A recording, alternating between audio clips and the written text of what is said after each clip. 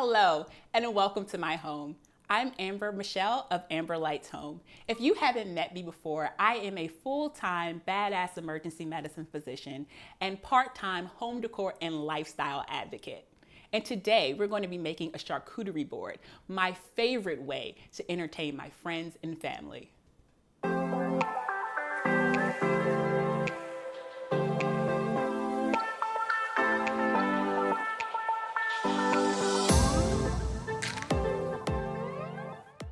So today I'm preparing for a wine and paint party with my friends. And what goes better with wine and painting than a charcuterie board? So I love charcuterie boards for three important reasons. Number one, requires very little preparation or cooking. And that's great for a girl like me who's constantly on the go. And two, they are visually appealing and your guests will think you did a lot of work when you really didn't. And three, they are certainly a conversation piece. Your friends and family will be raving about how you are such a great host. So if you're ready to be the hostess with the mostest, let's get started. So the first thing that you're going to need to get ready for your beautiful charcuterie board is an actual board. A wooden board is ideal. So charcuterie boards come in all different sizes, from very, very small plates like tapas to huge charcuterie displays. So here are a few different boards that I use in my home regularly, but today we're going to stick with this one because I think my party will have less than 20 guests or so.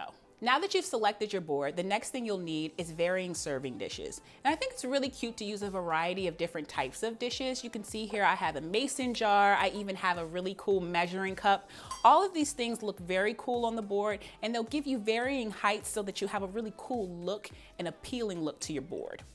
All right, so I'm looking at my selections. I'm going to choose one of the square dishes, one of these small condiment dishes, also a circular dish, and then of course I want to use my little measuring cup. I'm also going to go ahead and use a mason jar as well. It'll give it some height dimensions because it's a little taller than the other glasses that I have. I've selected some olives, some black and green olives with a little bit of mozzarella cheese and pesto, which I mixed off camera. I also purchased some spinach and artichoke dip, which will go in this little container here. And then in my mason jar, I'm going to put in some pickles. So now we're going to move on to cheeses. So usually you want to choose between 3 and 5 cheeses. I have a variety of cheese today. You also want to have some soft cheeses and some hard cheeses. So for my soft cheeses, I've selected brie as well as goat cheese. I also have a sharp cheddar and a Haverty cheese as well. On my brie, I'm going to put on some grilled peppers that I prepared yesterday. So now I'm going to place my cheese on my board. People do this a lot of different types of ways depending upon what type of cheese they have.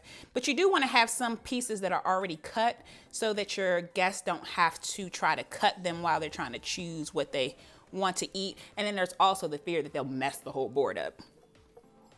I also like to include some cubed cheese because again, it's really easy for your guests to grab. It's already crumbled, already prepared, so you don't have to worry about them touching everything. Now your softer cheese, like your goat cheese, is really great as well because this is something that your guests are going to be able to spread out over crackers or bread or whatever they choose to really do with this one. However, they do get a little messy. As you can see, I'm getting it out of the packaging, but this is going to be really great spread on crackers. This is a goat cheese with a garlic herb infusion. So now that we have our cheeses on the board, we're going to go ahead and move on to our meats. So typically people will use things like prosciutto or salami, hard salami, peppered salami, and I have a bit of those too. But one thing that I like to do for my guests is I always include a turkey option because a lot of my friends and family don't eat pork, so I want to have something on the board that they can enjoy as well. So I'm going to go ahead and put those things on the board also. One thing that I did off camera is that I folded my meats so that they can fit really cute on the board. That's something that you'll probably want to do because when you buy the meats, they're usually packaged completely flat and it's not very attractive. So most charcuterie boards will include some type of nuts and other dried fruits. So I like to use pistachios because, well, who doesn't like pistachios? Another charcuterie board classic is a dried apricot. So I love dried apricots. I'm definitely going to include them on my board. So we'll put some in this little serving dish. I've already eaten one. And one of the great things about charcuterie boards is that you don't have to, it doesn't have to be perfect. It just has to be full. So now I'm going to go ahead and add my grapes.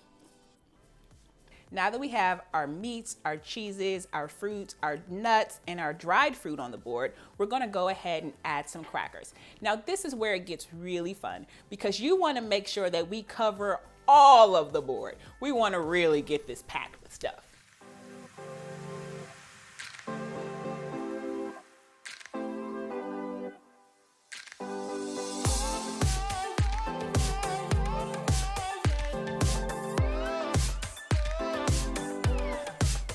All right, so now it's looking almost party ready.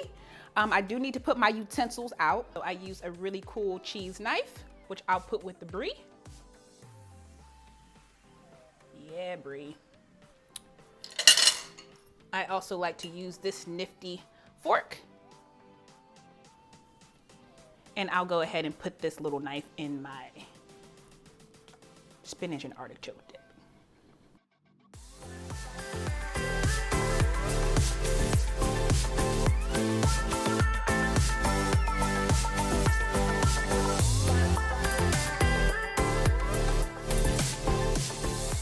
And there you have it, Amber Light's interpretation of a charcuterie board. And notice I said interpretation because you can pretty much have whatever you like on a charcuterie board. It's really up to your own imagination. And again, my name is Amber Michelle at Amber Lights Home. And if you're into tips, tricks, and tutorials for home decor and hosting, go ahead and follow me at Amber Lights Home. Can't wait to see you there.